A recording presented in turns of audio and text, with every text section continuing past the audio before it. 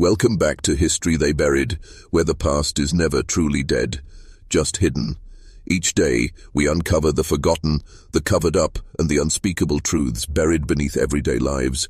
What you're about to hear isn't just a story, it's a warning.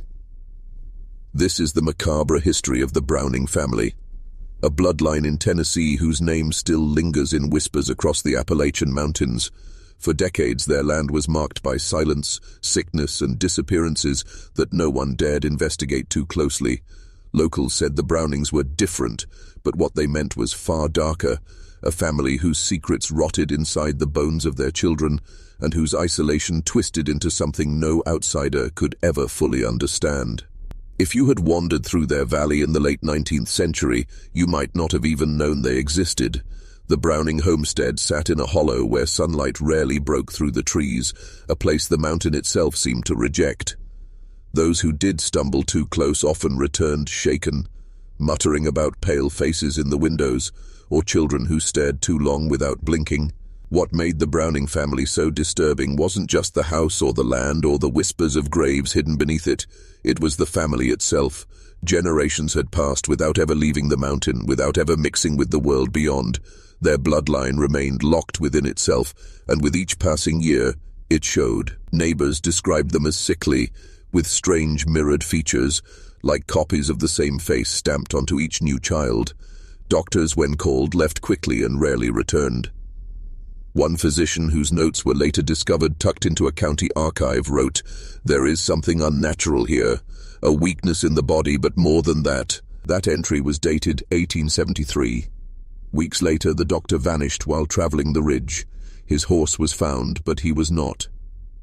It was around this time that the disappearances began to accumulate. A trader, a logger, a census taker, each seen last heading toward the Browning homestead, each swallowed by the mountains without a trace. The sheriff's office logged their names, but the records thinned as they approached Browning land, as though the story itself resisted being written. And yet, for all the unease, no one confronted the Brownings directly. Fear kept people at a distance.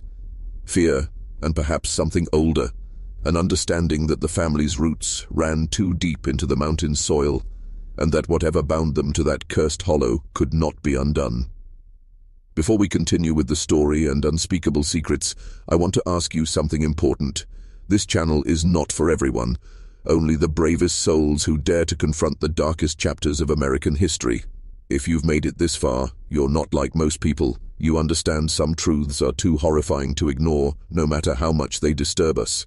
So hit that subscribe button and join our community of true mystery seekers. And tell me in the comments what state you are listening from. Are you brave enough to hear a story like this from your own backyard? The path to the Browning house was not marked on any map. A dirt track wound its way up the mountain ridge, vanishing into dense trees and mist. Locals claimed even birds avoided nesting near the place, as if the land itself repelled life. When investigators finally reached the homestead, what they found inside was not the warm, lived-in space of a family, but a hollow shell of something much stranger. The Browning cabin stood in silence, its walls blackened with age, its windows veiled with cloth instead of curtains. Inside, the air was stale, heavy with the scent of damp earth and something faintly metallic, like rust or blood. The rooms were furnished sparsely, hand-carved chairs, a long oak table, beds tucked into corners. But it wasn't the poverty that unsettled visitors.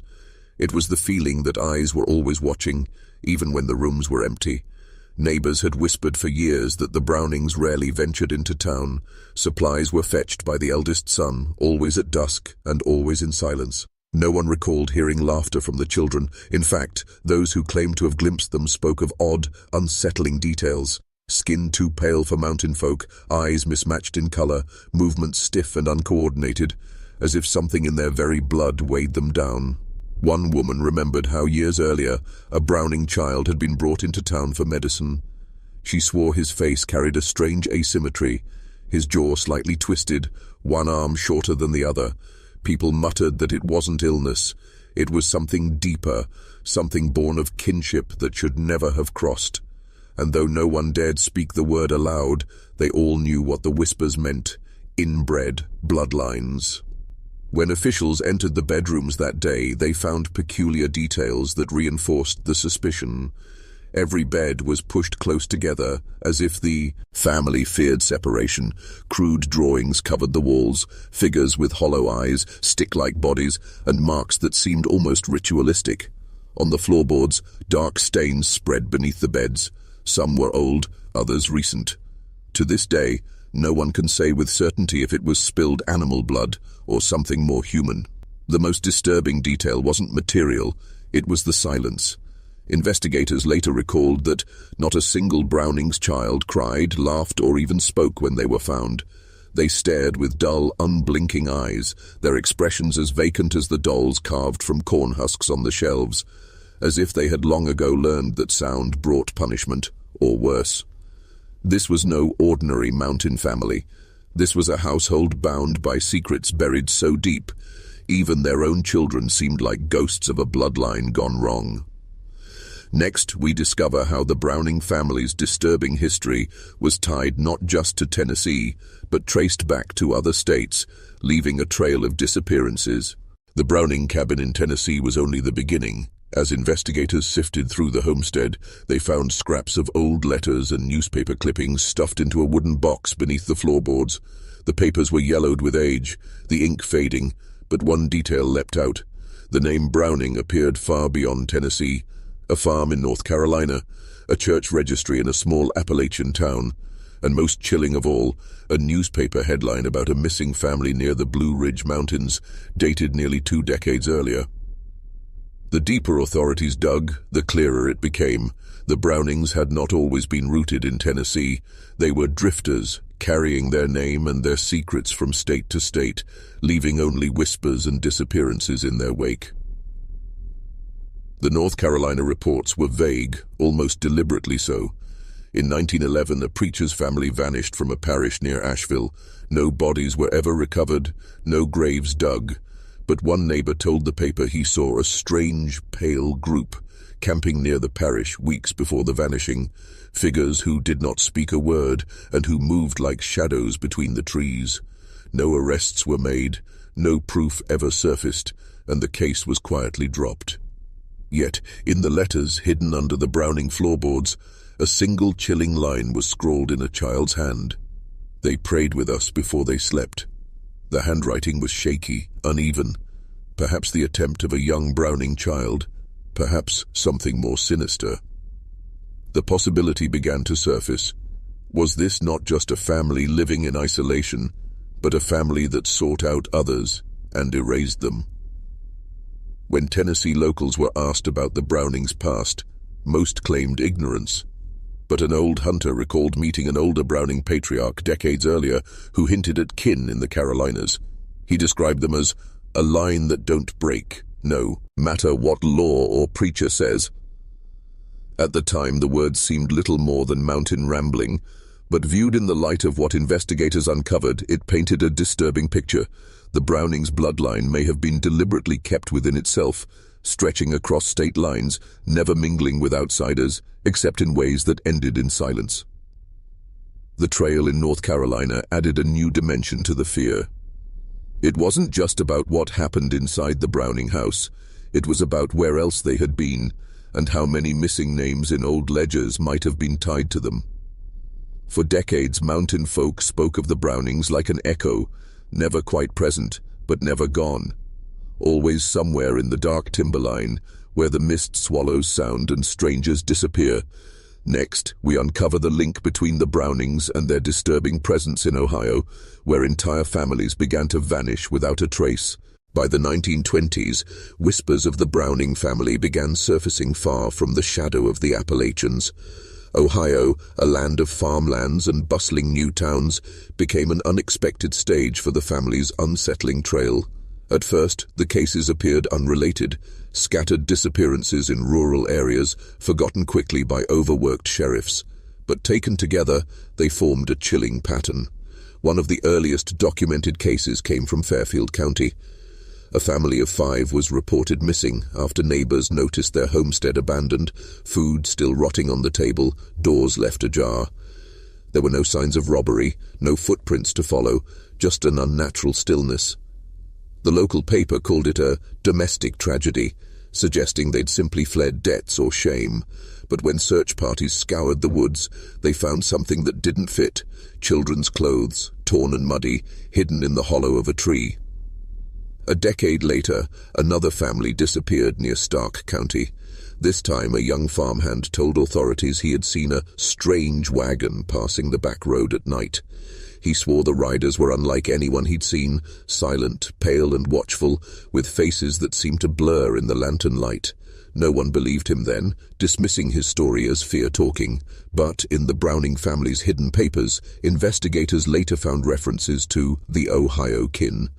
This phrase, vague yet ominous, suggested that branches of the Browning bloodline had moved, settling temporarily, perhaps blending in just long enough before another set of disappearances shadowed their presence.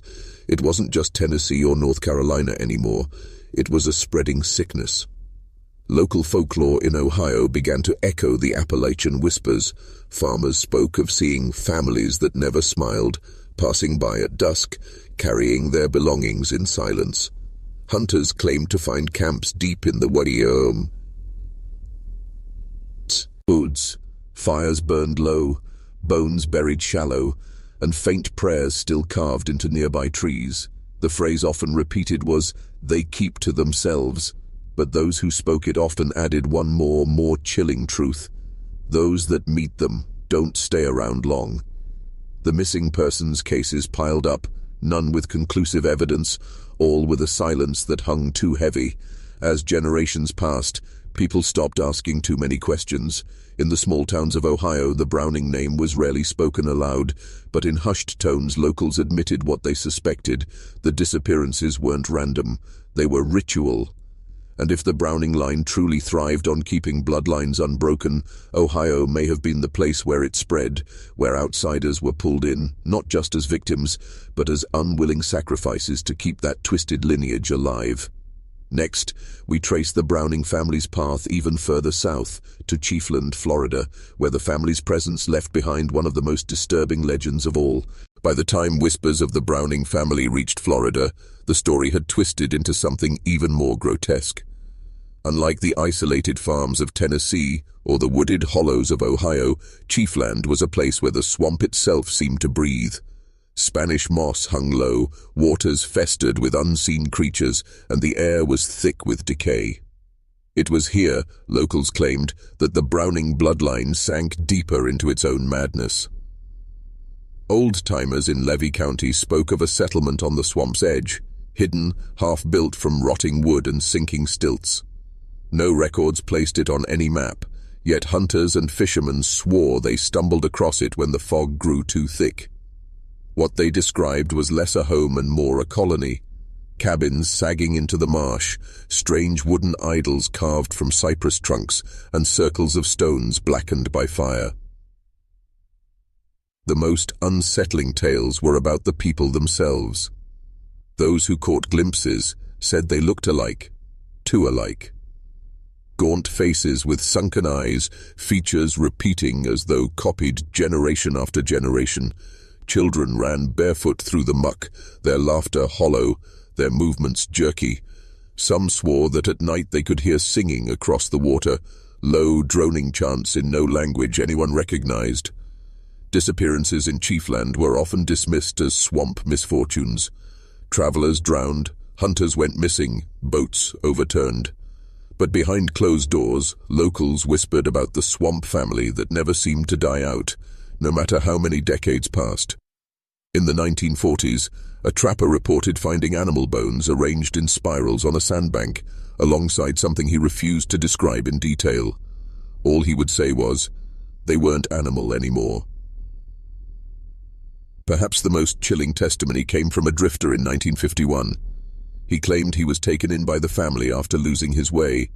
They gave him food and shelter, but he quickly realized their kindness was a trap.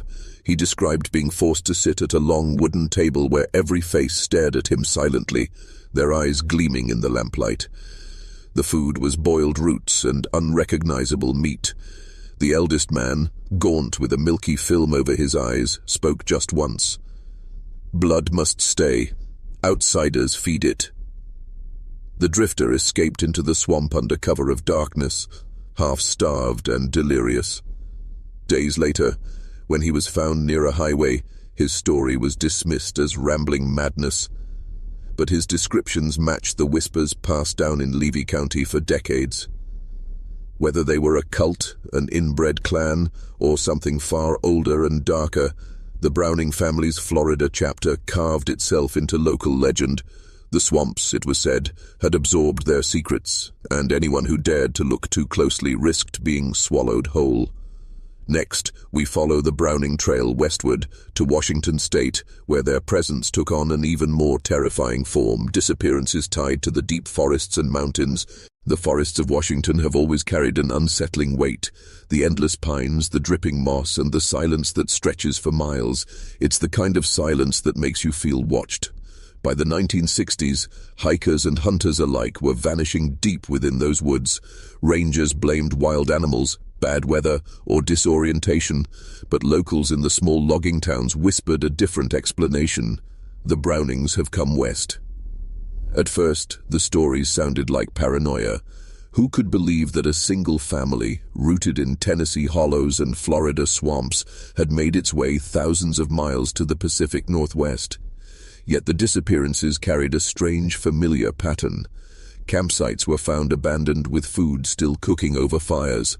Tools, rifles, even boots left neatly in place, as if their owners had simply stood up and walked into the trees, never to return. Then there were the footprints. Rangers found them near 3 separate disappearance sites. Not one set, but dozens. Bare feet, small feet, large feet, overlapping each other, weaving in and out of the mud like a restless crowd. No one in their right mind hikes barefoot into the Cascades, and yet, every time the trail of prints ended abruptly, like they had melted into the forest floor. In 1967, the case of the Whitaker family made national headlines. A husband, wife, and their teenage daughter vanished while camping outside Mount Rainier. Their station wagon was found parked neatly at a trailhead. Inside, a cooler of food, fishing gear, and the father's wallet. Search parties combed the mountains for 2 weeks. Nothing. But on the 12th day, rangers discovered something far stranger. Tacked to a pine tree with a rusted nail was a piece of animal hide. Scrawled across it in what appeared to be soot and blood were the words, "Blood must stay, outsiders feed it." The phrase was Aiden's, tickle to what the Chiefland drifter had claimed to hear years earlier in Florida. A chilling link, a family motto passed down like scripture. As whispers spread, so did the fear. Locals swore they saw pale figures at the tree line near dusk, silent, unmoving, just watching. Campers told of hearing chanting drifting across valleys, too far to identify but too close to ignore. Hunters claimed to find crude wooden totems nailed to trees, sometimes carved with the same repeating faces. It was as if the forest itself had grown a heartbeat, and it was beating with the Browning name. But the most disturbing reports came from those who returned alive. One hiker, in 1972, described finding an old cabin deep in the Cascades. Its walls were covered in symbols. Inside, he found bones arranged in spirals, and what he swore were photographs, decayed, water-damaged photos of families, none of whom he recognized. When he returned days later with authorities, the cabin was gone. The Washington chapter of the Browning family isn't just about disappearances. It's about the creeping realization that no matter how far the forests stretch, they never stretch far enough to escape the family's reach. Next, we follow the trail back inland to Missouri, where the Browning legacy of bloodline and secrecy takes on a new and disturbing form. The hidden cellar of an abandoned farmhouse. By the 1970s, the Browning name was spoken in hushed tones across multiple states: Tennessee, Florida, Washington. Everywhere they touched, rumors of disappearances and inbred secrecy followed. But in Missouri, what investigators uncovered beneath the floorboards of a forgotten farmhouse cemented the Browning family's reputation as something more than just whispers in the dark. The farmhouse sat on the outskirts of Salem, Missouri, rotting wood, broken shutters, the kind of place children dared each other to approach. For years, locals avoided it. They swore that at night you could hear chanting echoing through the empty halls and sometimes see candlelight flickering in the windows, even though no one had lived there for decades. In 1974, a group of state surveyors entered the property to inspect the land for development. What they discovered changed everything. Beneath a trapdoor in the kitchen, hidden under layers of warped planks, was a narrow staircase leading into darkness. The men descended with flashlights only to find themselves in a stone-walled cellar that felt more like a shrine than a basement. The walls were carved with strange markings, spirals, stick-like figures, and what appeared to be crude family trees scratched into the stone. Some names were etched clearly: Elias, Ruth, Hiram, Alma, all Browning names. The carvings seemed to branch endlessly, twisting into lines that suggested generations of bloodline kept deliberately tangled. In the center of the cellar was a wooden table, its surface scarred with burns and deep grooves. Surrounding it were iron chains bolted into the stone floor. Scattered nearby were bones, animal at first glance, but too mixed and too many to dismiss easily. Forensics would later confirm that at least some of them were human. The most disturbing object, however, was discovered tucked inside a rotting wooden chest in the sea. Orner. Inside were dozens of journals, their covers brittle with mold. The handwriting inside was erratic, as if written in a frenzy. One line appeared again and again. The blood must fold inwards. The blood must never thin. This was not just ritual, it was doctrine. Proof that the Browning family's obsession with keeping their bloodline pure had turned into something darker. Systematic, generational inbreeding, preserved through secrecy and fear. As word spread of the cellar, rumors consumed the small town. Some swore they had seen figures watching from the tree line after the farmhouse was exposed, pale, deformed silhouettes that vanished when confronted. Others claimed that the Browning family still came back to the cellar, even after the authorities had sealed it off, to leave offerings or retrieve what was left behind. The farmhouse was eventually demolished, but for years after, those who walked the land claimed their dogs refused to step near the spot where the cellar once stood. Farmers said their cattle went missing near the property line, and late at night, the chanting was said to return, faint but unmistakable, carried by the wind. Missouri proved what many had feared all along. The Browning family wasn't just a story whispered in hollers or swamps. They were real, they were organized, and they were willing to build shrines to their blood in plain sight of anyone unlucky enough to stumble upon them. Next, we travel south to Kentucky, where the Browning legacy is tied to coal towns, collapsing mines, and whispers of children who were never recorded in birth ledgers. If Missouri revealed the Browning family's doctrine carved into stone, Kentucky whispered of something far more sinister. Children who simply vanished, swallowed by the mountains and coal shafts, leaving only rumors behind. The Appalachian coal towns of eastern Kentucky in the mid-20th century were places of poverty and struggle, where every penny came from the mines and every family knew the dangers of collapse, cave-ins, and black lung. But alongside the natural dangers, there existed another shadow, one that didn't come from falling rock or poisonous dust, but from the Browning family. In 1962, 3 young brothers, ages 8, 10, and 12, disappeared near a mining camp in Breathitt County. Their father, a miner himself, claimed the boys had gone to gather wood along the ridge. They never came back. Weeks of searching turned up nothing, until one hunter reported hearing what he swore were children's voices echoing deep within an abandoned shaft. Search crews went down, lanterns in hand, but returned pale and silent. One man whispered that he had seen drawings on the coal walls, crude family symbols that looked almost identical to those later found in Missouri. Locals began to murmur a name that had floated through the mountains for generations: the Brownings. Outsiders dismissed it as folklore, a convenient scapegoat for disappearances in rugged terrain. But the old families of Kentucky swore it was real. They said the Brownings had been seen drifting between hollers, pale-skinned, wide-eyed, with deformities that came from generations of marrying into their own line. They didn't work the mines, but they knew the tunnels better than anyone, moving underground like shadows, able to vanish before anyone could catch them. By the 1970s, entire patterns of vanishings had been mapped. Minors' children, always between the ages of 6 and 13, disappearing from towns across Harlan, Pike and Breathitt counties. No bodies were ever found. No graves. No evidence of accidents. Just whispers of the blood being folded inward. The same phrase scribbled in the journals from Missouri. A chilling account came from a retired miner named Elmer Raines, who claimed he once saw torchlight flickering deep underground while working a night shift. He followed it, thinking it was another crew, until he stumbled upon a narrow passage. There, he said, he saw them, 4 figures, gaunt and pale, carrying what looked like a limp child between them. When they noticed him, they blew out the torches, and the darkness was absolute. Elmer ran, and never worked another shift again. For the people of eastern Kentucky, the Browning family became a ghost story, parents told to keep children from straying near mine entrances. But in private, mothers whispered prayers every time their sons went into the woods.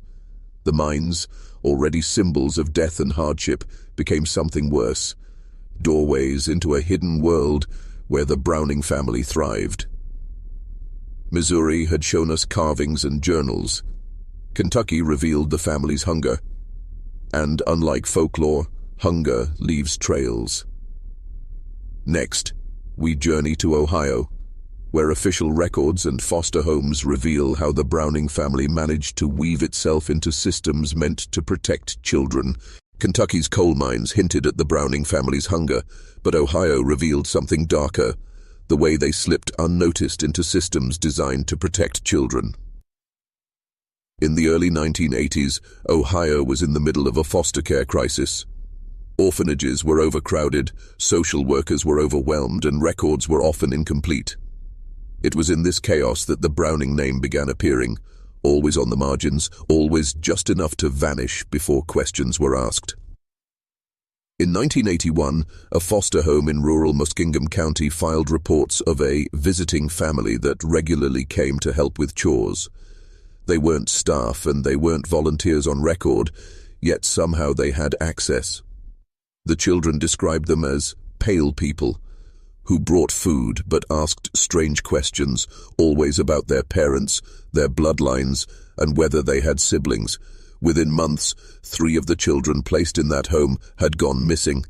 The official report lists them as runaways, but one surviving boy later told investigators he had woken in the night to hear chanting in the cellar. Peering through a crack in the floorboards, he swore he saw a circle of figures holding hands, the children in the center. When the figures noticed him, he pretended to be asleep.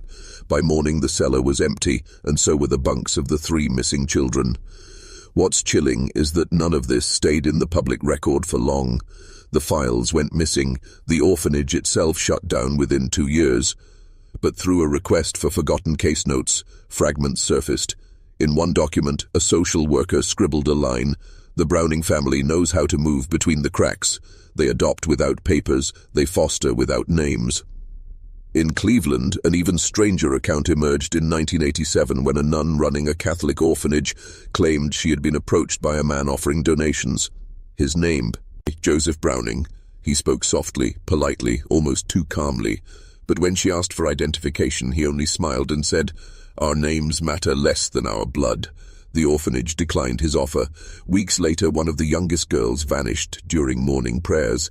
The nun swore she saw a tall, pale man standing beyond the iron gates, watching. Historians piecing together these reports now believe the Browning family used Ohio's fractured foster system as a hunting ground. Unlike Kentucky, where disappearances could be blamed on rugged mountains, in Ohio, the losses were hidden under bureaucracy. Caseworkers marked children as runaways. Police chalked it up to troubled teens. And behind it all, the Brownings moved silently, collecting what they believed was theirs. Kentucky revealed their hunger. Ohio showed their method. And the realization was chilling. This family wasn't just surviving in the shadows. They were adapting, embedding themselves into institutions, using society's blind spots as their camouflage. Next, we travel south to Florida, where the Browning family's presence collides with a swamp town and the chilling tale of a farmhouse where voices still echo through the trees. By the late 1980s, the Browning Trail stretched far beyond the Appalachian ridges and Ohio's forgotten orphanages. Strangely, it next appeared in the humid backroads of Florida, specifically in a place locals still whisper about: Chiefland. Unlike the mountains or coal towns, this was swamp country. The land itself felt alive. Mosquitoes thick in the air, cypress trees hanging low, roots twisting out of black water.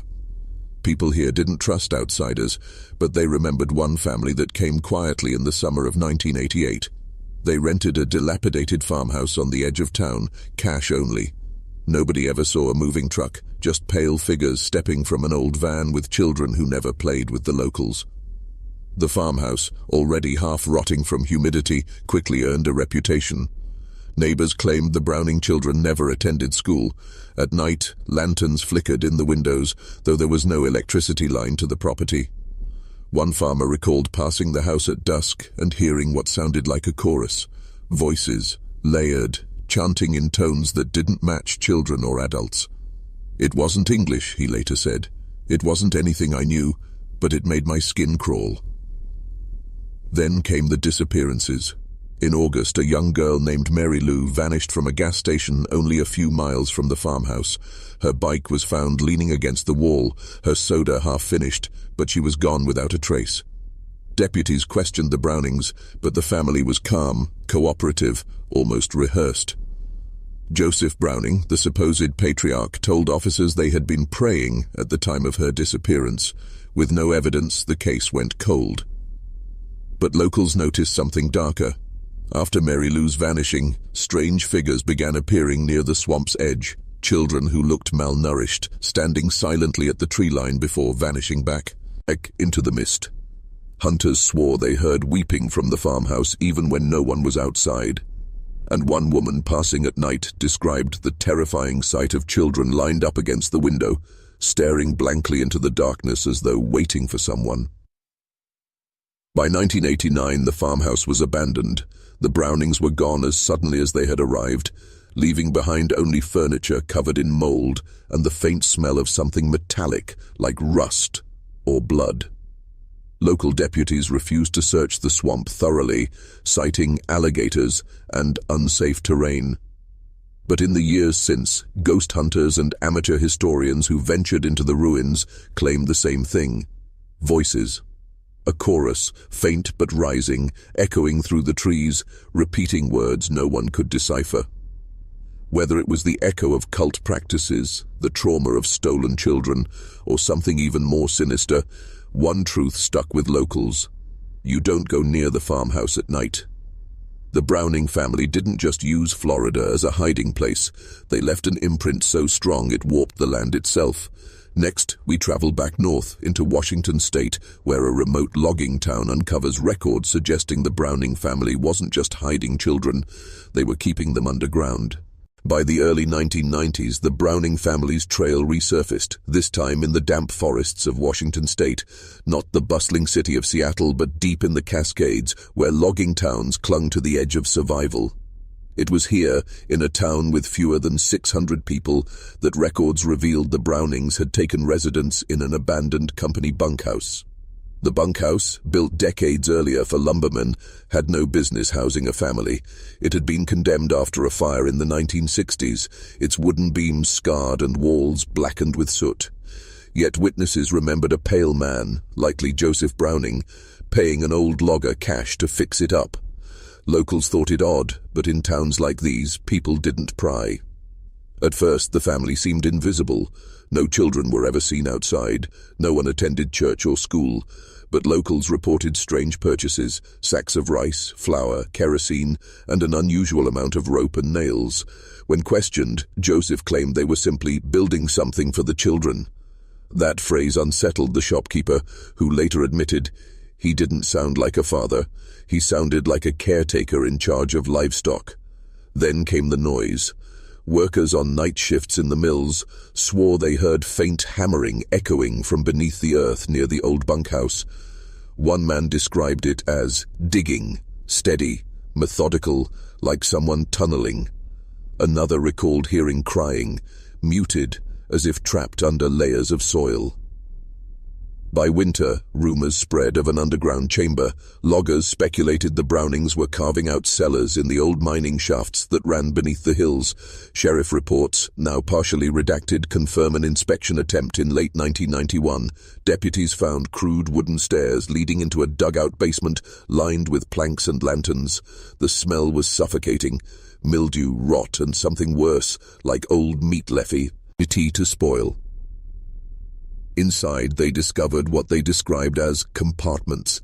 Narrow wooden stalls separated by crude doors, each large enough for one child to sit or crouch. None were occupied at the time, but scattered within were dolls made of rags, scratched walls, and a single small shoe. The deputies abandoned the search after one of them became violently ill from the stench. No arrests were made. The Brownings vanished days later.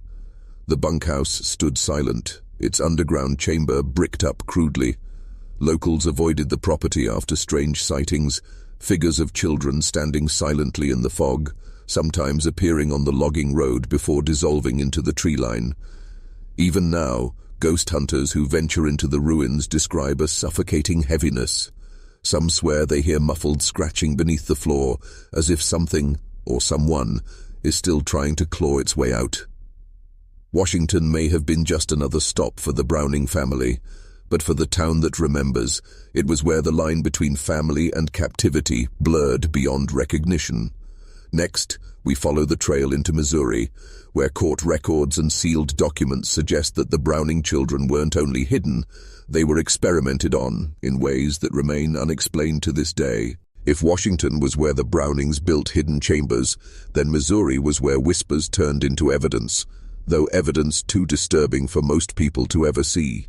The story here doesn't live in ghost tales or midnight rumors, but in legal documents locked away, stamped with heavy black ink that reads, "Sealed by court order." By 1993, scattered sightings of the Browning family surfaced in rural Missouri, near the edge of the Ozark Plateau. This wasn't city life, but farmland cut through by gravel roads, with barns collapsing into fields and houses standing empty since the farming crisis of the 1980s. It was the perfect place to vanish, and vanish they did into a community that prided itself on privacy. But official papers later leaked to journalists tell a different story. In March of 1994, a sheriff's deputy filed an incident report after breaking into an abandoned farmstead. What he described has been carefully hidden, but fragments remain. The deputy entered expecting a meth lab. What he found was something closer to a laboratory for the damned. The basement was arranged with crude wooden tables, lit by lanterns wired into a generator. Jars lined the shelves, jars that, according to the suppressed notes, contained preserved organs of unknown origin. Some were small, unmistakably human. Others were too malformed to identify. Then there were the records. Faded composition notebooks filled with cramped handwriting, almost illegible, but one line stood out again and again. The blood must be kept pure, defects must be corrected. Investigators believed these writings belonged to Joseph Browning, whose obsession with family purity had begun to cross into something darker, experimentation. The most chilling part came in the form of sketches. On paper yellowed with damp, crude drawings showed children bound to chairs, wires attached to their heads, strands. The symbols scrawled beneath. One sketch depicted a child with facial deformities, eyes uneven, jaw twisted. Next to it, a note read, "She is unfit for the surface." Locals in Missouri later recalled seeing sickly children moving at night, pale as bone, herded into wagons by Joseph. None ever attended school. None were listed in census records. A farmer who lived nearby admitted years later that he heard moaning drifting across the fields, so faint he thought it was the wind. Only after the reports surfaced did he realize it was children crying underground. The official investigation ended abruptly.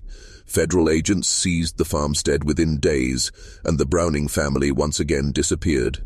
No charges, no trial. The notebooks, organs, and sketches were removed, boxed, and sealed.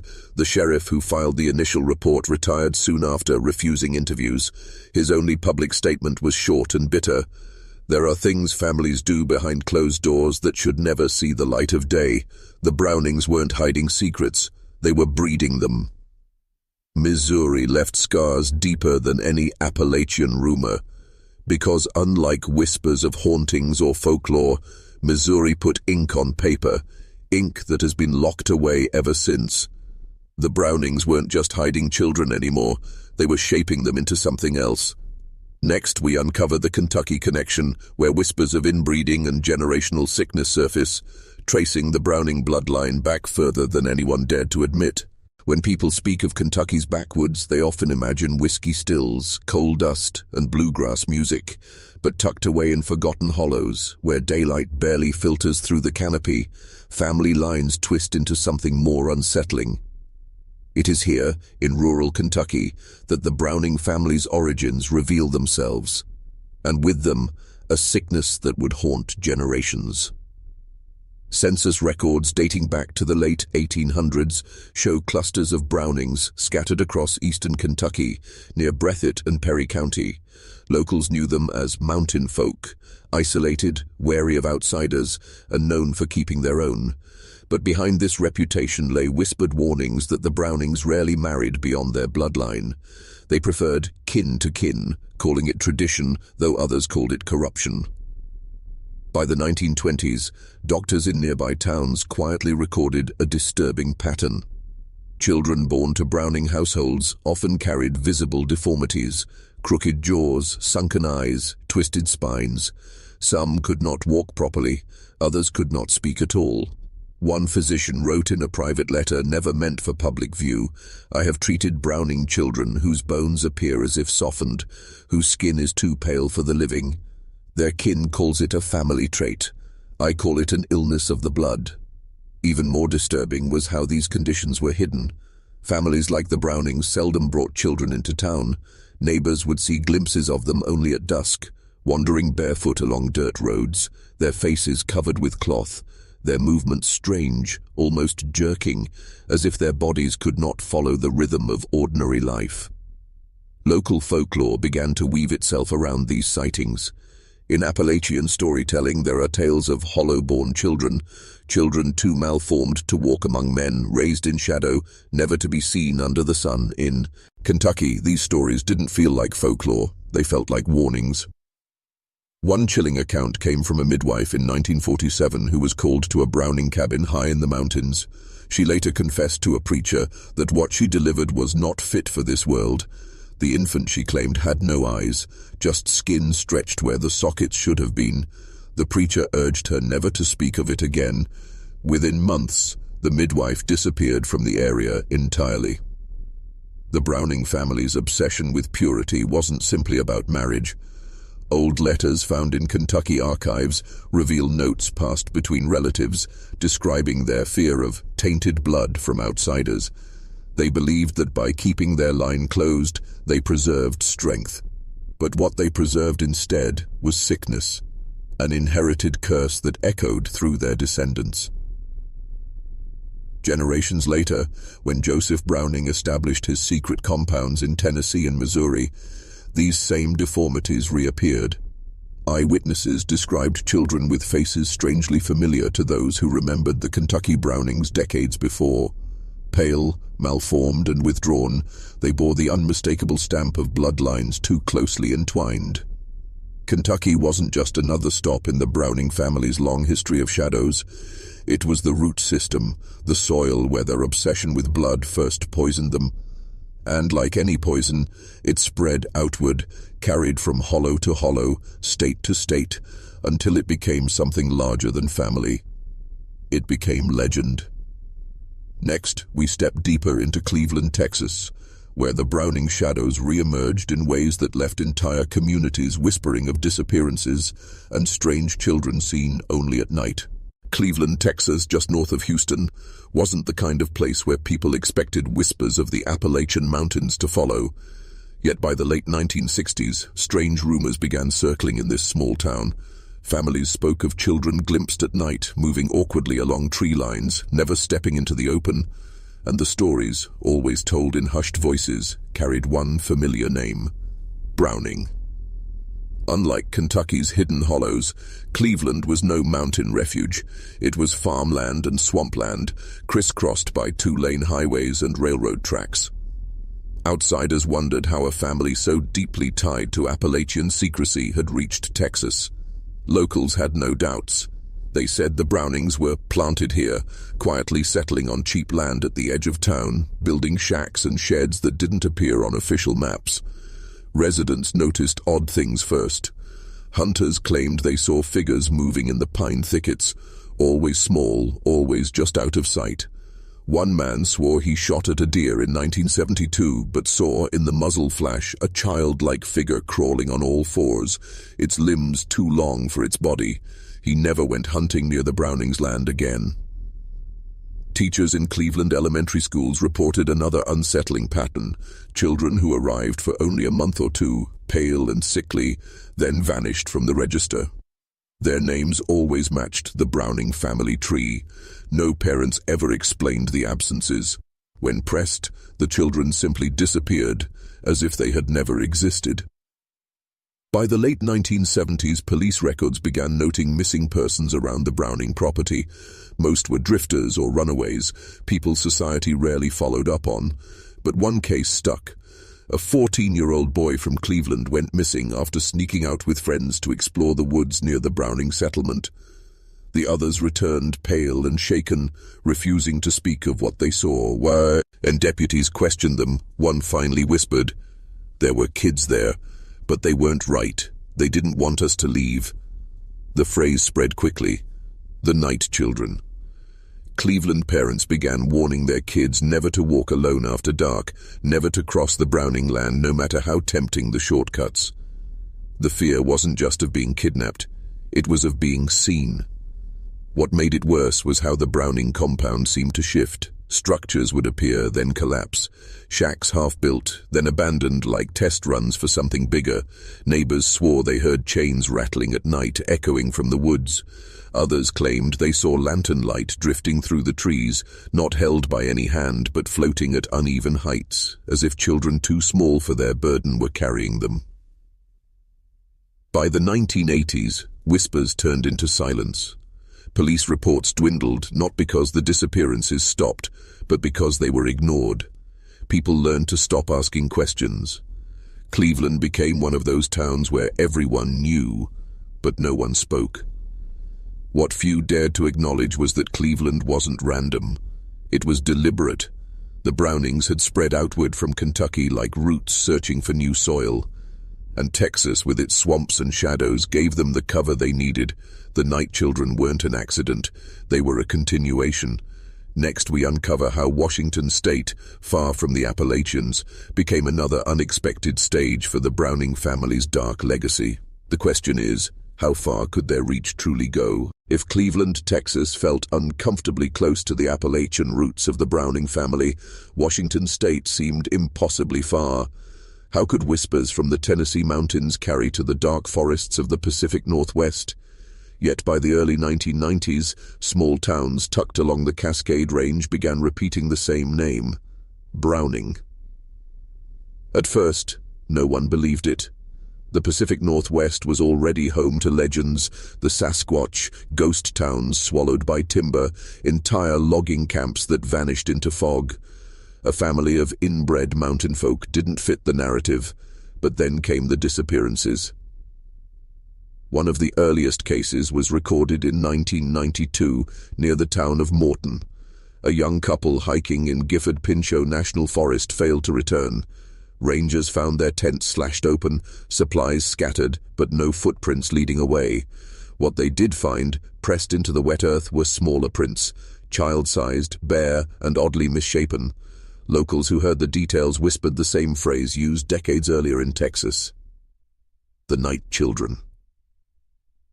By 1995, the disappearances weren't just hikers.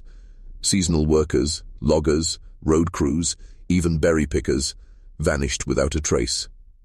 Their camps were found abandoned, tools left mid-task, fires still burning. Deputies chalked it up to the dangers of wilderness. But those who lived near the forests told darker tales. They spoke of sounds, laughter, thin and sharp, echoing through the trees at night. They spoke of shapes moving low to the ground, always watching, never approaching directly. The most disturbing account came from a trucker who stopped at a remote service road near Mount Rainier in 1997. He reported seeing a family of figures cross the road in his headlights, 2 adults followed by 4 children. But the children didn't move like children. Their limbs were stiff, their heads tilted unnaturally, and their eyes seemed too wide, reflecting light like an animal's. When he told police, they dismissed it as exhaustion, but the trucker insisted on one detail that haunted him for years. One of the figures turned back toward him, and its face was marked with the same twisted features described in old Appalachian accounts. For locals, that was enough. Whispers grew that the Browning family had migrated northwest, carrying their secrets across the country, planting new roots in the vast wilderness where no one could disturb them. The mountains offered cover, the forests swallowed sound, and the endless logging roads made it easy to disappear. By the late 1990s, missing persons reports in rural Washington reached an unusual spike, numbers too high to be dismissed as coincidence. Yet investigations went nowhere. Just like Tennessee, Kentucky, and Texas before, the Browning name slipped through the cracks, officially unrecorded, unofficially unforgettable. The horror wasn't just in the disappearances. It was in the realization that this family, bound by generations of secrecy and inbreeding, had no boundaries. They didn't belong to the Appalachians anymore. They belonged to America's darkest corners. Next, we uncover Missouri, where the Browning name surfaces yet again, this time tied to an abandoned farmhouse that became a scene straight out of nightmare. By the late 1990s, Missouri was already haunted by its share of rural legends. Abandoned barns where drifters supposedly vanished, farmhouses left to rot with dishes still set at the table. But one particular property, tucked deep off a forgotten county road near the Ozarks, came to embody a story so disturbing that locals rarely spoke of it aloud. They called it the Browning Place. The house itself had stood empty for decades, its windows broken, its roof sagging. Farmers who passed on their tractors would sometimes see shapes in the upper windows, though they knew the house had no electricity. Children dared each other to step inside, but few lasted more than a minute before fleeing, insisting they heard whispers echoing through the halls. The real discovery came in 1998 when the property was purchased at a county auction. The new owner, intending to demolish it, entered with contractors. What they found inside didn't make sense.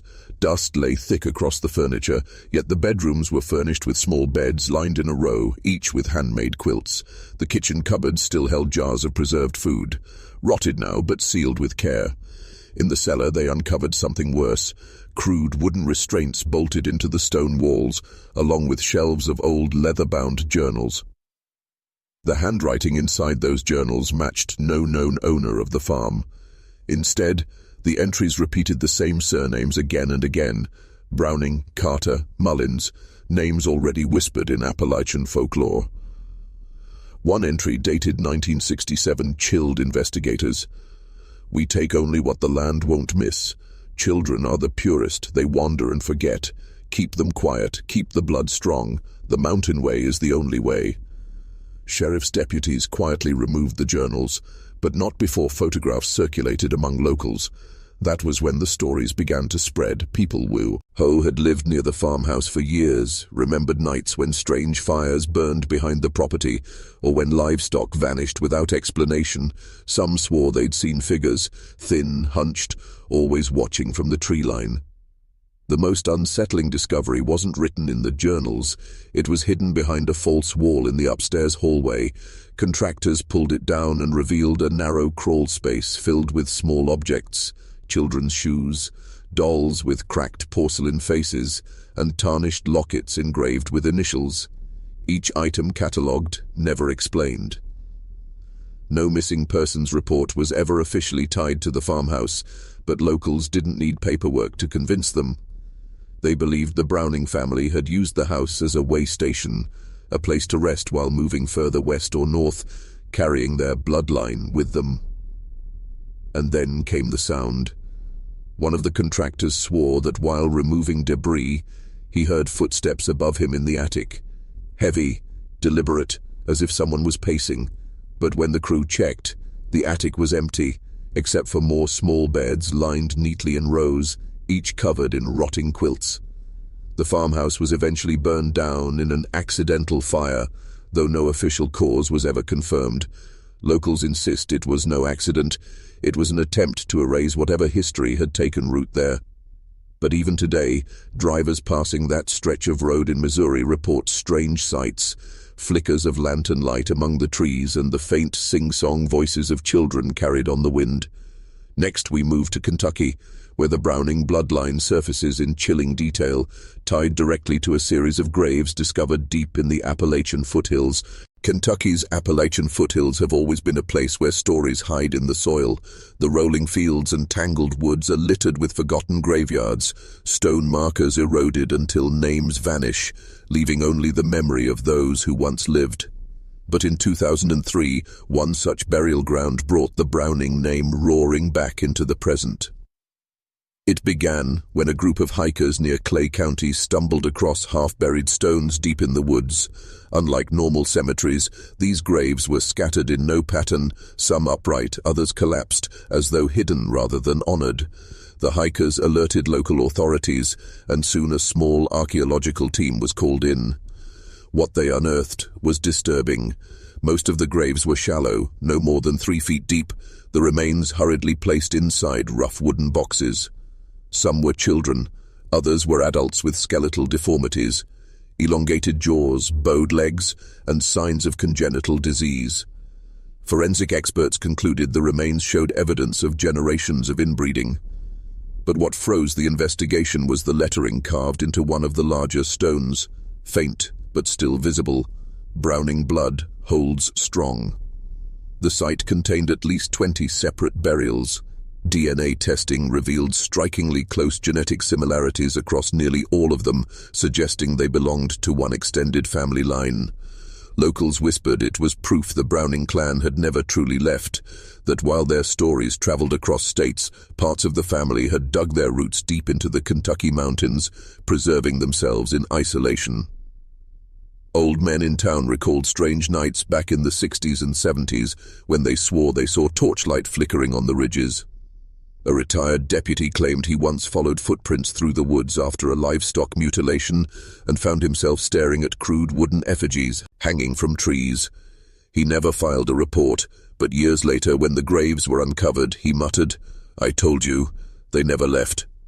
The graves raised more questions than they answered. Some bodies had teeth filed into sharp points. Others were buried with odd trinkets, handmade bone charms, small jars filled with stones and ash.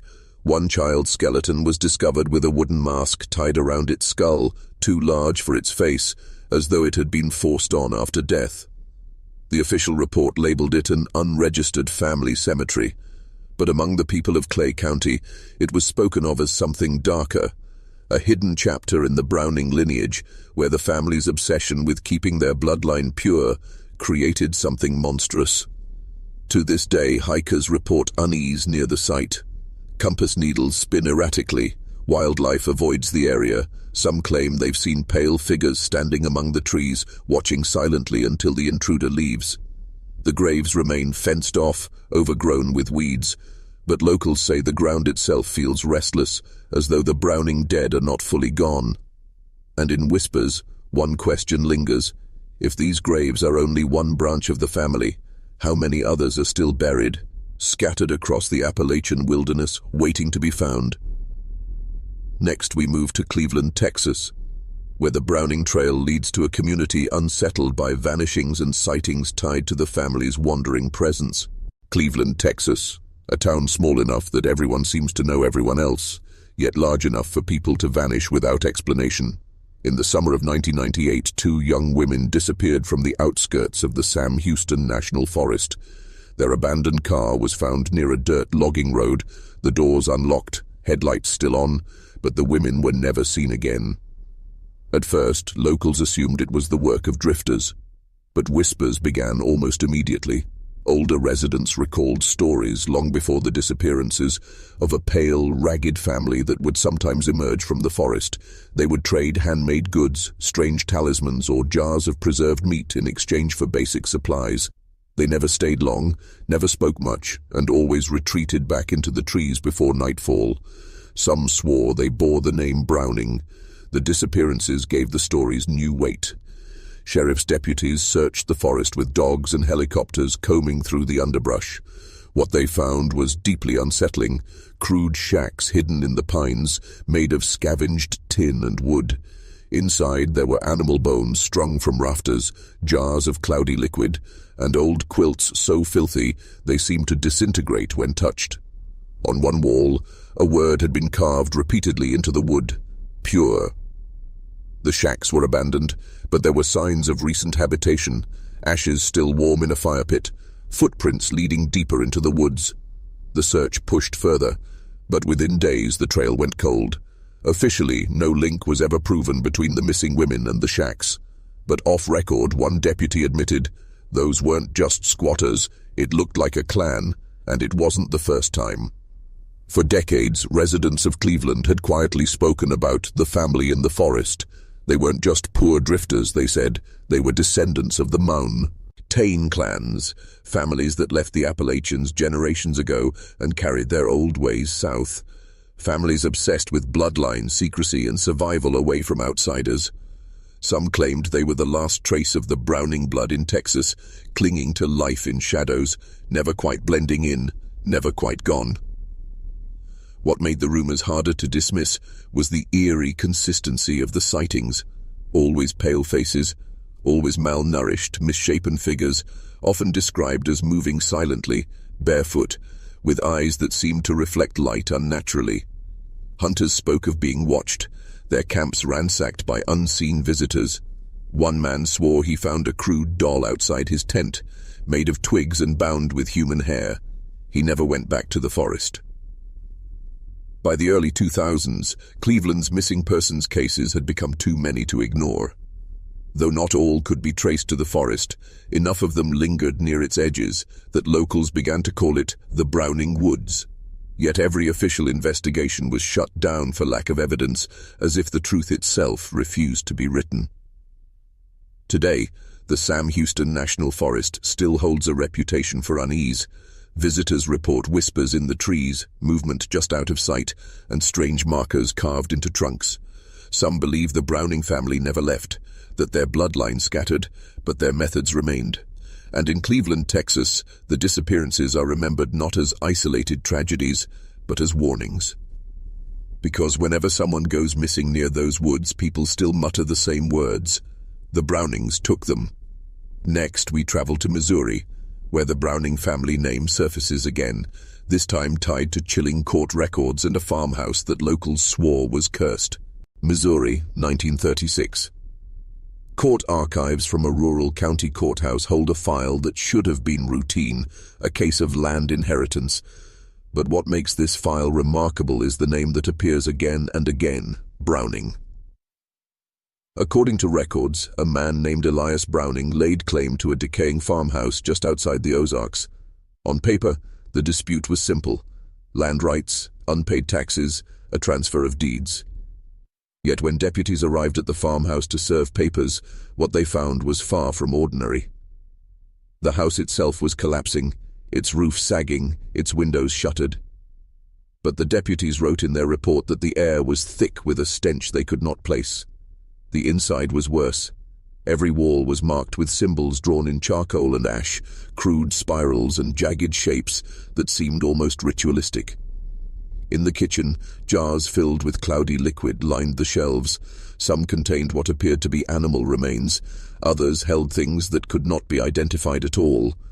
But what unsettled the deputies most was the family itself. Elias was gaunt, with pale, sunken eyes and a jawline twisted unnaturally to one side. His wife, Martha, never spoke during the encounter, only rocking in a chair by the fireplace, her gaze fixed on something no one else could see. Their children, 3 of them, were described in the record as ill-formed, sickly, and vacant. The report did not elaborate further, but one deputy later told his son it was the kind of sickness that isn't just from poverty. It was in the blood. The case dragged on for months, but the Brownings never appeared in court. Neighbors whispered that the family rarely left the farmhouse except at night. Strange sounds, wailing, chanting, even what some described as animal-like growls were heard echoing from the property after midnight. Hunters avoided the land entirely. One farmer claimed he saw Elias digging at the edge of his field by lantern light, burying something too large for an animal. When asked, Elias only smiled and walked back into the dark. By 1937, the Browning farmhouse burned to the ground. Officially, the cause was listed as accidental fire. Unofficially, locals believed the townsfolk had done it themselves, finally taking action after too many missing animals, too many unexplained disappearances, and too much fear. Yet even after the fire, no bodies were ever recovered. Some swore the family had escaped into the caves of the Ozarks, vanishing underground. Others said the fire itself was no accident, that the Brownings had set it themselves, erasing evidence of whatever they had been doing inside. To this day, locals still refer to the ruins of that land as the Browning Cursed Acres. Farmers avoid it, and hunters who wander too close often report strange findings. Small piles of bones arranged in deliberate patterns, trees scarred with spiral carvings, and the feeling of being watched, as though unseen eyes were studying them from the forest line. And in the county courthouse, the old case file remains, the land deed unresolved, the signatures faded. It is a bureaucratic ghost, a reminder that the Brownings weren't just whispers in the woods, but a documented family, real, living, and bound by something darker than poverty or misfortune. Because Missouri, like every place they touched, still carries the shadow of their name. Next stop, Kentucky, where the Browning bloodline resurfaces in the form of chilling oral histories whispered across generations in small Appalachian towns. If Tennessee was the Browning family's birthplace, then Kentucky was their echo chamber, the place where their name was whispered, reshaped, and passed down like a curse. In the small towns pressed against the Appalachian foothills, the Brownings were not just a family, but a story told in hushed voices. Every generation seemed to know a different version, yet all versions carried the same warning: never follow the Brownings into the woods. Local folklore insists that sometime in the late 1800s, a fragment of the Browning bloodline splintered off and moved north into Kentucky. They built their cabins deep in the hollers, far from the main roads, in places where outsiders rarely dared to travel. But what made them infamous wasn't isolation alone. It was the sickness that marked them. Neighbors described them as pale, frail, and strangely uniform. Their faces shared the same narrow features, the same crooked teeth, the same watery eyes that seemed too close together. Some said the children spoke in broken, garbled words, almost like they were choking on language itself. Others claimed the Brownings never sent their children to school because they didn't belong with the rest of us. Whispers of inbreeding were impossible to ignore. A midwife from Clay County once admitted before her death that she had delivered Browning babies who were born wrong, some with twisted limbs, others without the strength to cry. Many of them, she said, never survived past infancy, but those who did, they carried something unsettling in their gaze, as though their eyes lingered too long on the shadows. By the 1920s, the Browning name was tied to more than sickness. Farmers spoke of animals vanishing from barns, of mutilated livestock left in patterns across fields. Hunters swore they heard chanting from caves deep in the ridges, and old-timers told stories of wandering lights at night, moving in deliberate paths, as though guiding something, or someone, through the dark. One tale stands out, still repeated today in back porches and bars across eastern Kentucky. It's about a boy named Caleb, a local child who went missing in 1931. His body was never found, but months later, a hunter stumbled across a clearing in the hills where dozens of small bones had been arranged into a spiral. At the center of that spiral was Caleb's red shoe. Though never proven, everyone knew who the whispers blamed: the Brownings. Yet when outsiders asked about the family, the townsfolk clammed up. Some insisted the Brownings were long gone, their cabins abandoned and rotting into the earth. Others claimed they still lived among the ridges, moving silently through the forest trails at night, watching. One preacher even swore during a sermon that the Browning curse was not a myth, but a bloodline, one that tainted every place it touched. And that's the horror of Kentucky's Browning legend. It refuses to die. Children still grow up hearing it. Parents still use the Browning name as a threat. Behave or the Brownings will come for you. And though no official record connects the Kentucky families to the Tennessee Browning homestead, the similarities are too sharp, too grotesque to dismiss. To this day, deep in the Appalachian hollers, old hunters and trappers will tell you the same thing if you ask about the Brownings. Don't follow their voices, don't follow their lights, don't follow them at all. Because some curses don't fade, they grow roots. Next, Cleveland, Texas, where the Browning shadow crosses state lines and becomes entangled with modern disappearances. By the mid-20th century, the Browning family had left their mark far beyond Tennessee and Kentucky. Cleveland, Texas, an unremarkable town on the outskirts of Houston, became the unlikely stage for the next chapter of their dark legacy. Locals at the time described the Browning presence as subtle at first, almost invisible. A new family moved into a weathered farmhouse on the fringes of town. They were quiet, polite when necessary, yet something about their eyes unsettled neighbors. They avoided sunlight, kept to themselves, and their children, small, pale, and unnervingly alike, never laughed, never cried in the way other children did. Those who interacted with them described an eerie precision in their movements, a rhythm that seemed rehearsed, almost ritualistic. Rumors began circulating when children started disappearing from nearby neighborhoods. Police records were sparse, the cases chalked up to runaways or misreported sightings, but whispered accounts persisted. Neighbors swore they had seen the same children walking along the farm's perimeter at dusk, always in pairs, always following the same exact path. The description of their faces mirrored tales from the Appalachian Mountains, narrow, expressionless, with eyes that seemed too large and too calculating. One elderly resident who spoke reluctantly decades later recalled an evening in 1952. He'd been walking his dog near the Browning property when he glimpsed a small figure at the edge of the tree line. The child turned toward him, tilted its head unnaturally, and simply stared. Then another child emerged, identical in every way, the same eyes, the same posture, the same motion. The witness swore that for several minutes they simply mirrored each other like shadows caught in a loop before disappearing back into the property. Inside the farmhouse, the atmosphere was said to be just as unsettling. Farmhands who worked the land in short stints spoke of rooms arranged in patterns too precise for casual human logic, chairs bolted to the floor, dishes stacked with geometric accuracy. At night, some claimed to hear faint murmurs or footsteps, echoing with a deliberate cadence that suggested more than mere activity. It suggested instruction, repetition, and control. Medical professionals called in under discrete circumstances noted repeated anatomical anomalies in the Browning children, bowed limbs, fused digits, subtle facial symmetries that hinted at extensive inbreeding. Yet, despite these apparent weaknesses, the children displayed uncanny coordination and memory. Skills were repeated identically across generations, as if each child had been born not to learn, but to inherit instinctively. The Texas Browning legacy intertwined with local disappearances in ways that law enforcement never fully recorded. Small bones, sometimes arranged in patterns reminiscent of spirals seen in Kentucky, were found in wooded areas near the property.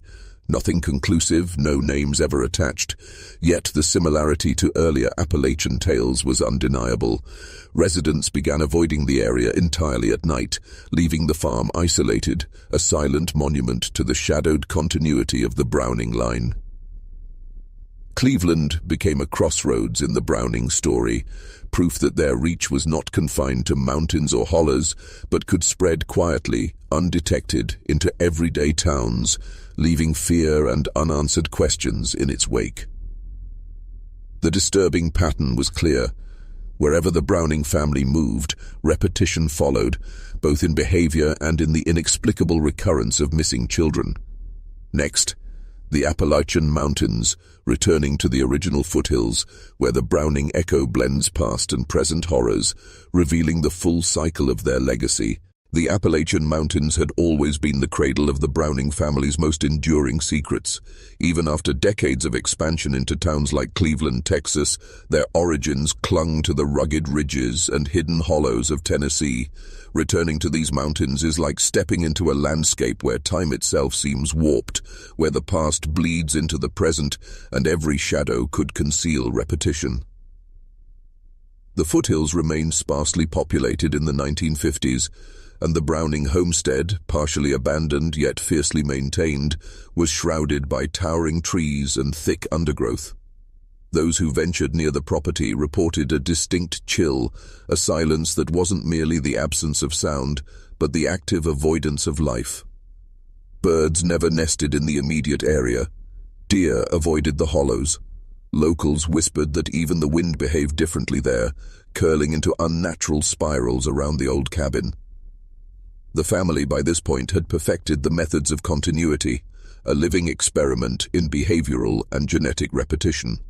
Children were born, named by initials alone, and raised in strict, mirrored routines. Every gesture, every phrase, every habit repeated those of their predecessors.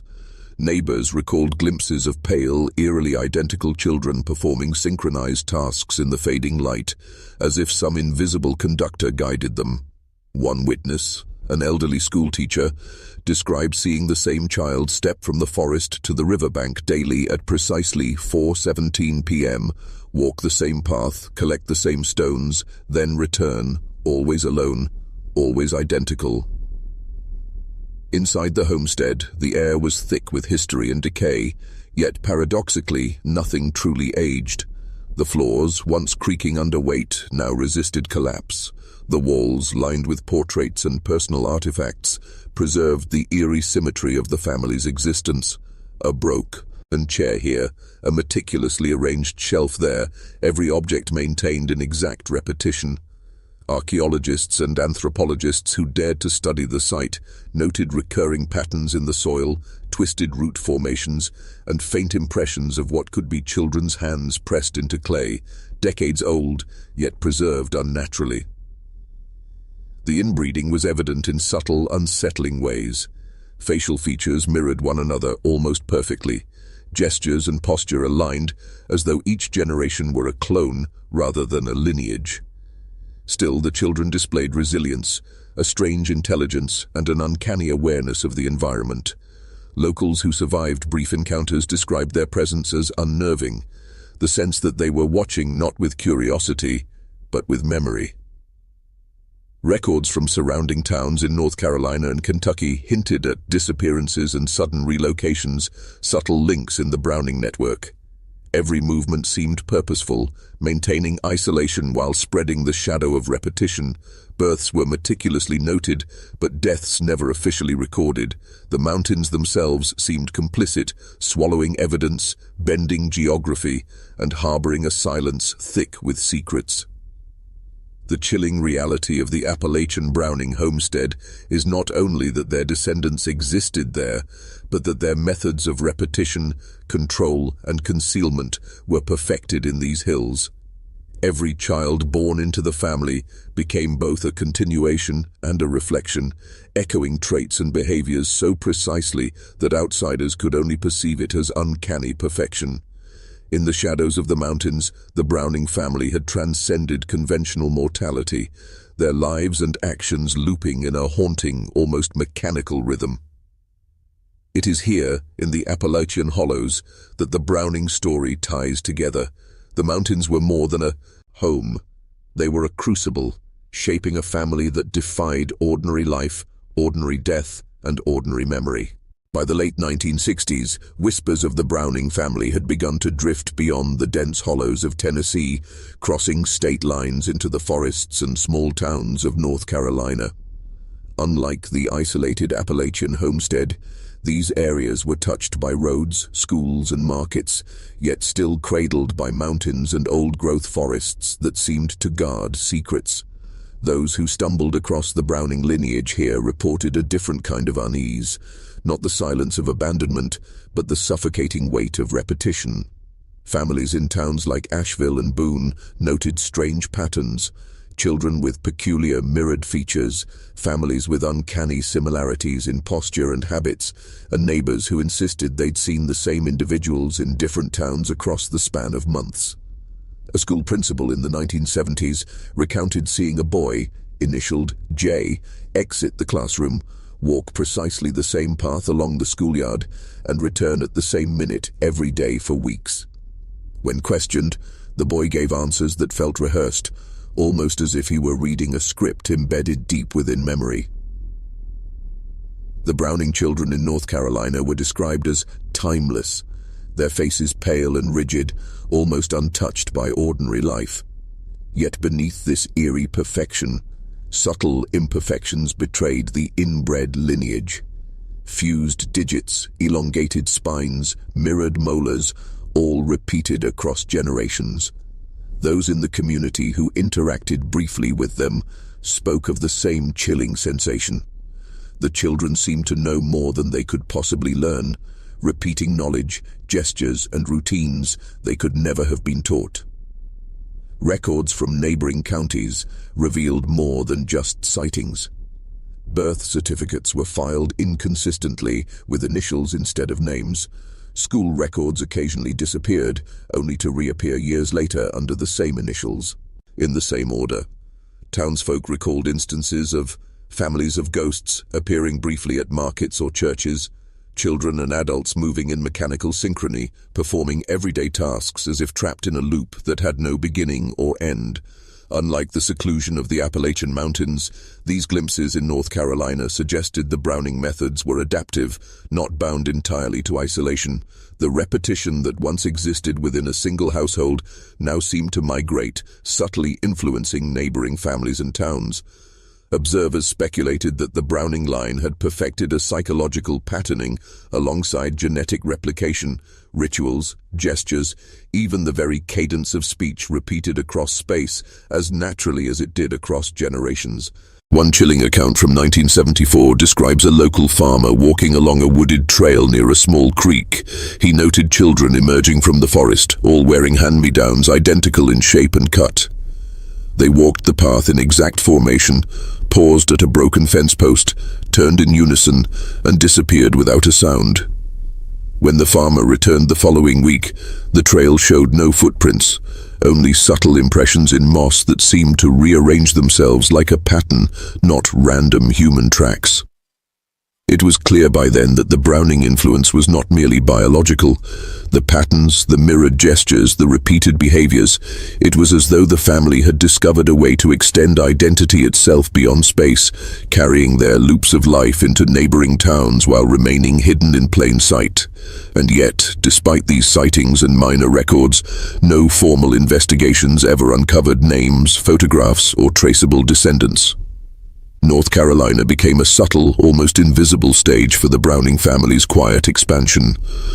The mountains, the forests, the creeks, they all played a role in preserving the mystery.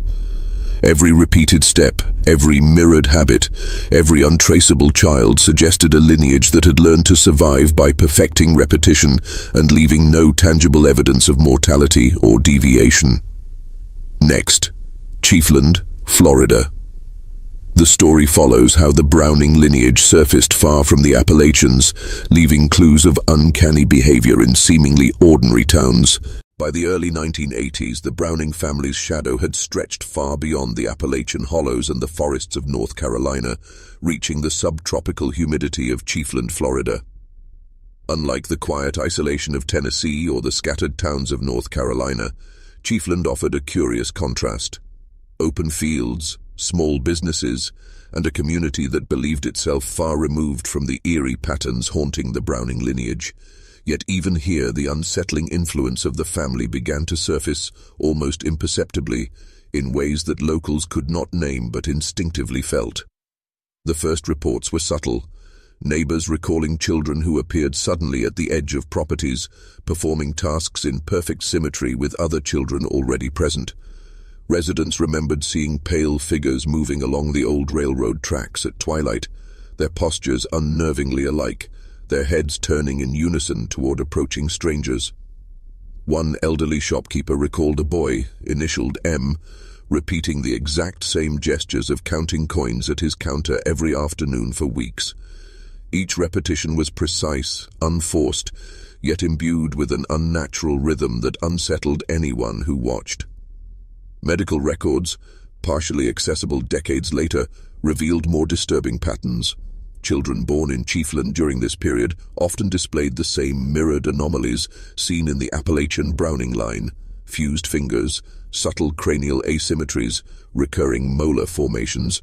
Yet these were not merely physical traits. Behavioral repetition was evident even in casual interactions.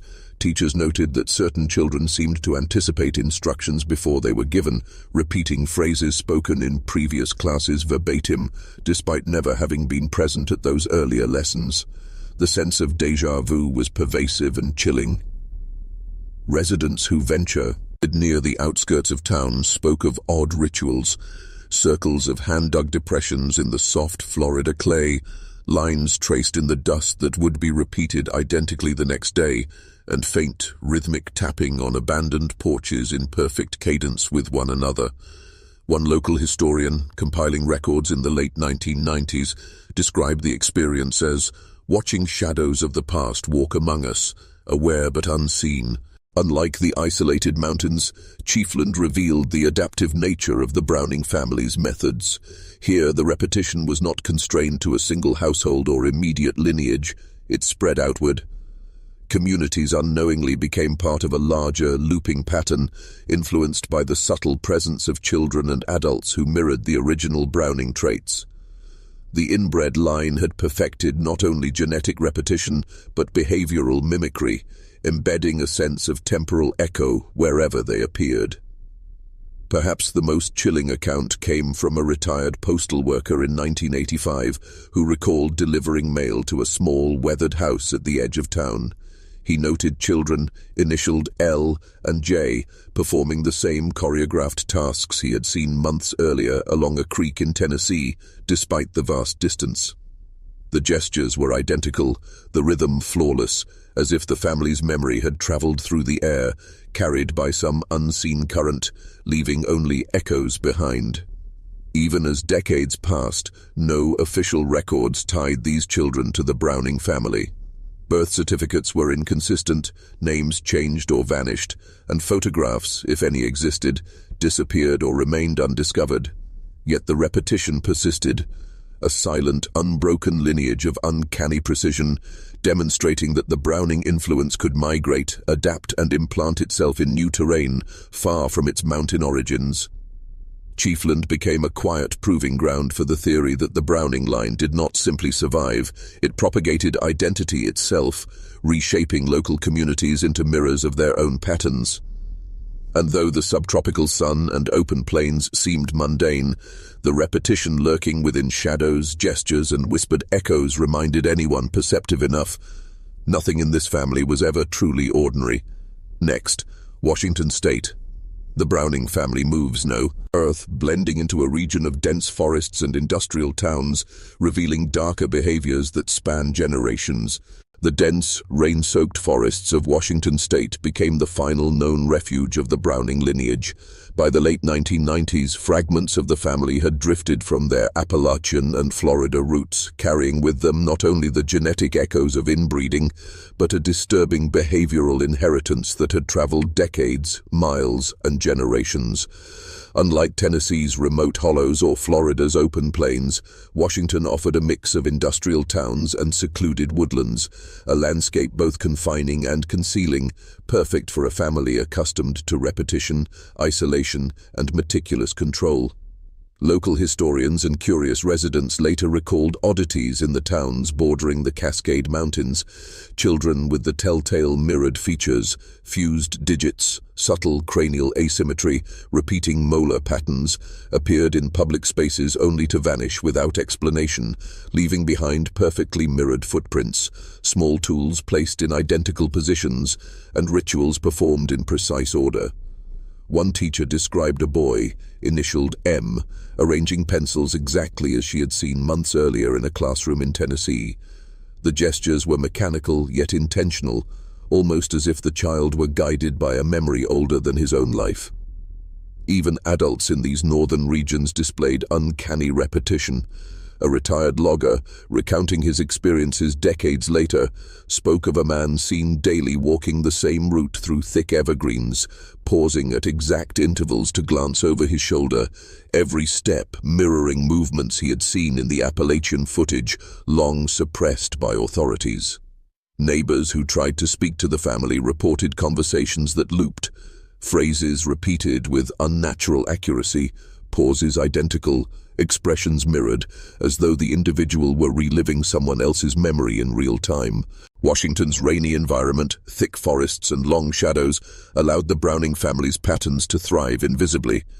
Investigators later noted clusters of houses where no animals nested, leaves fell and decayed unusually slowly, and the soil resisted change, reminiscent of Pine Hollow decades prior. The repetition theory, the idea that identity itself could propagate sideways, not linearly, was confirmed here more than anywhere else. Generations did not simply continue, they re-entered, performing the same gestures, assuming the same roles, echoing the lives of their predecessors. Perhaps the most unnerving accounts came from hikers and forest workers who reported seeing children moving through the trees, always in pairs, performing tasks with meticulous symmetry. One man described a fleeting moment, two small figures digging shallow trenches, removing roots and rocks, then leaving them arranged identically to a site he had read about in Kentucky archives. The echoes spanned time, geography and memory, linking distant locations, Tennessee, North Carolina, Florida, and now Washington, through a single, unbroken line of repetition. Official records remained elusive. Births, deaths, and ownership documents were inconsistent or erased entirely. No photographs, wills, or official proof tied these scattered figures to the Browning family, yet the behavioral markers were undeniable. Scholars reviewing isolated fragments of journal entries, field notes, and eyewitness accounts concluded that the Browning lineage had achieved something unprecedented, a living mirror, a propagation of identity through replication rather than traditional inheritance. By the early 2000s, sightings diminished, leaving the dense Washington forests eerily quiet, yet the lingering patterns persisted in archives, anecdotal accounts, and whispered memories. The final lesson of the Browning family is clear. Survival is not always about adaptation. Sometimes it is about repetition, perfection, and an almost supernatural insistence on echoing the past. Time, geography, and biology bend, but the mirrored line persists, quietly, inevitably, haunting the very land it touches. The Browning story ends not with closure, but with the uneasy realization that some legacies cannot be buried, erased, or forgotten. Across the Appalachian hollows, the plains of Florida, and the forests of Washington, a line of uncanny repetition continues to ripple, a chilling testament to what happens when humanity and obsession intertwine.